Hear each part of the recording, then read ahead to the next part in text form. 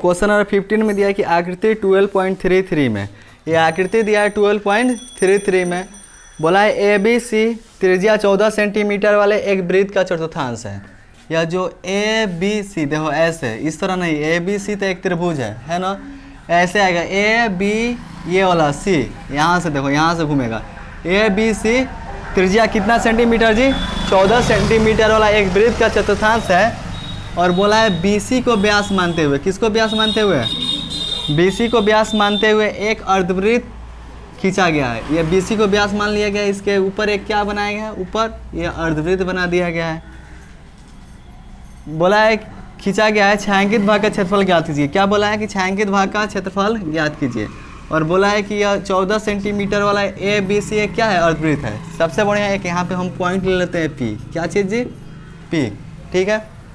अब देखो बोला है कि ABC त्रिज्या 14 सेंटीमीटर वाले एक वृत्त का चतुर्थांश है। वृत्त का क्या है, चतुर्थांश है। इसको वृत्त पे समझो, देखो ये वृत्त है, मान लो इसका केंद्र O है, ठीक है ना। इसमें बोला इसको 4 बराबर भाग में बांट देंगे तो प्रत्येक भाग क्या कहलाएगा, चतुर्थांश।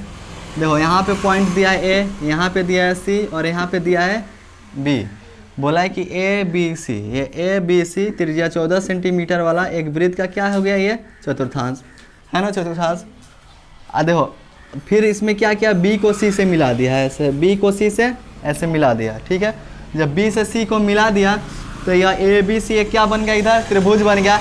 और यहाँ पे एक क्या है, वृत्तखंड है, वृत्तखंड है ना, क्योंकि वृत्तखंड किसे बोलते हैं, तो त्रिभुज सॉरी वृत्त के किसी दो पॉइंट को जो लाइन से सेगमेंट मिलाता है, जो रेखाखंड मिलाता है, तो उस रेखा के द्वारा और ये चाप के द्वारा जो क्लोज फिगर बनता है उसे क्या बोलते हैं, वृत्तखंड।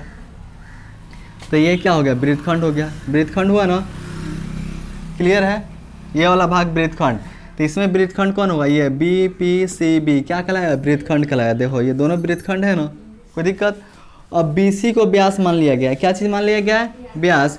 और इसके ऊपर ऐसे एक अर्धवृत्त खींच दिया गया है। और ये जो अर्धवृत्त खींचा गया है ना, तो इतना भाग इसमें क्या किया गया है, कलर किया गया है, कलर है ना।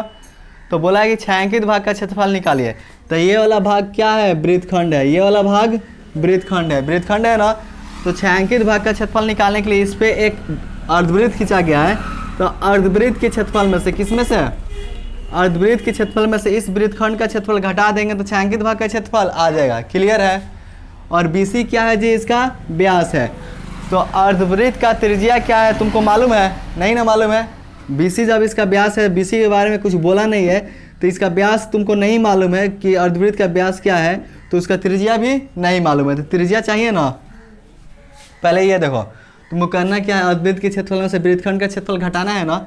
तो पहले हम लोग निकाल लेते हैं वृत्तखंड का क्षेत्रफल। पहले क्या करते हैं, वृत्तखंड का क्षेत्रफल निकालते हैं।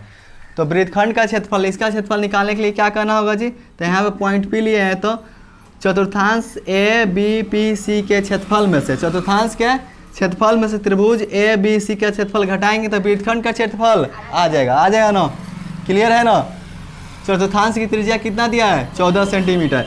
जब AC 14 सेंटीमीटर दिया है त्रिज्या, तो AB भी तो इसका त्रिज्या है, तो AB भी कितना हुआ, 14, यानी AC बराबर AB बराबर कितना सेंटीमीटर, 14 सेंटीमीटर। लिखेंगे चतुर्थांश की त्रिज्या, चतुर्थांश की त्रिज्या R दिया है 14 सेंटीमीटर, ठीक है। जब त्रिज्या 14 सेंटीमीटर दिया है, यानी AC बराबर AB बराबर कितना होगा, 14 सेंटीमीटर। तो लिख दें, इसलिए AC बराबर BC बराबर कितना हो जाएगा, 14 सेंटीमीटर, क्लियर है। तो हम लोग निकालना है वृत्तखंड BPCB का क्षेत्रफल, BPCB का क्षेत्रफल, वृत्तखंड बोलो तो BPCB का क्षेत्रफल। तो इस वृत्तखंड का क्षेत्रफल निकालने के लिए क्या करना होगा, चतुर्थांश ABPC के क्षेत्रफल में से त्रिभुज ABC का क्षेत्रफल घटा देंगे। चतुर्थांश ABPC का क्षेत्रफल में से हम लोग घटाएंगे त्रिभुज ABC का क्षेत्रफल। बताओ चतुर्थांश के क्षेत्रफल क्या होता है, 1/4 पाई आर स्क्वायर। त्रिभुज का क्षेत्रफल 1/2 आधार गुने ऊंचाई। तो ए बी सी का आधार क्या है, ए सी। ऊंचाई क्या है, ए बी। तो आधार ए सी इंटू ऊंचाई ए बी। 1/4 पाई का वैल्यू दिया है, नहीं दिया है, तो क्या पुट करेंगे 22/7। चतुर्थांश की त्रिज्या क्या है 14, तो आर स्क्वायर है तो 14 इंटू 1/2 ए सी कितना है, ए बी भी 14 है ना। देखो 7 2 जा 14, 2 2 जा 4, 2 से ये देखो 7 बार में कट गया, कौन सा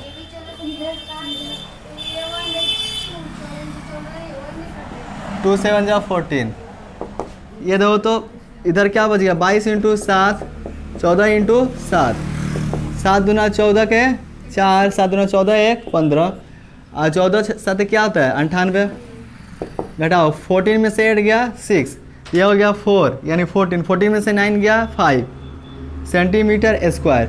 ये किसका क्षेत्रफल आया, वृत्तखंड का क्षेत्रफल बी पी सी बी, ये वृत्तखंड का क्षेत्रफल आ गया ना।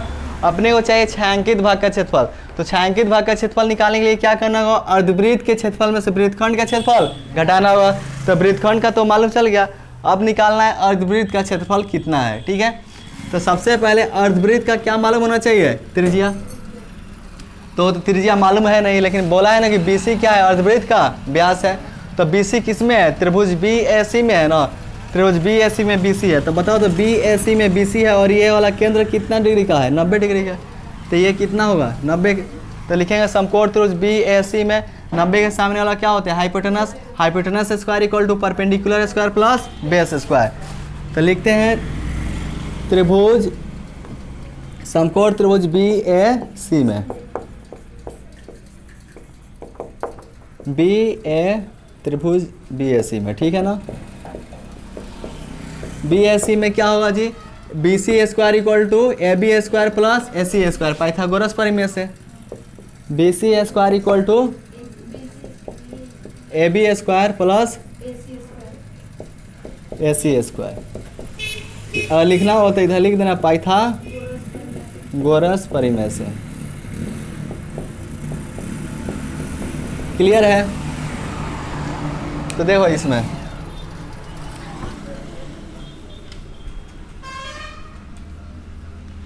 ये बी सी, तो बी सी का तो वैल्यू निकालना है, तो स्क्वायर दूसरे साइड जाएगा तो root over A B square. A B कितना है जी, ए बी कितना है 14 सेंटीमीटर, तो 14 का स्क्वायर, बी सी भी है 14, तो 14 का स्क्वायर। ये देखो तो बी सी इक्वल टू 14 का स्क्वायर क्या होता है 196, 14 का square 196। B C equal to ये देखो 6 6 12 9 9 18 1 19 1 1 2 1 3, तो बी सी इक्वल टू 392 का एलसीएम निकालेंगे। 2 एकम 2, 2 9 18, 1 बच गया 2 छके 12, 2 9 18, 2 8 16, 2 चौके 8, 2 9 18, 7 7 49, कितना 2 है 3 2 2 7। तो देखो बी सी इक्वल टू 2 ठो 2 में से 1 2 बाहर आएगा, 2 7 में से 1 2 बाहर आएगा, अंदर क्या बचेगा 2। तो बी सी इक्वल टू 2 7 14, √2 है √2 और क्या चीज़ में यूनिट सेंटीमीटर। तो ये आ गया बी सी। बी सी क्या है जी, अर्धवृत्त का व्यास है। तो यहाँ पे लिखेंगे अर्धवृत्त का व्यास, अर्धवृत्त का व्यास। और अर्धवृत्त का व्यास आया कितना, बी सी बराबर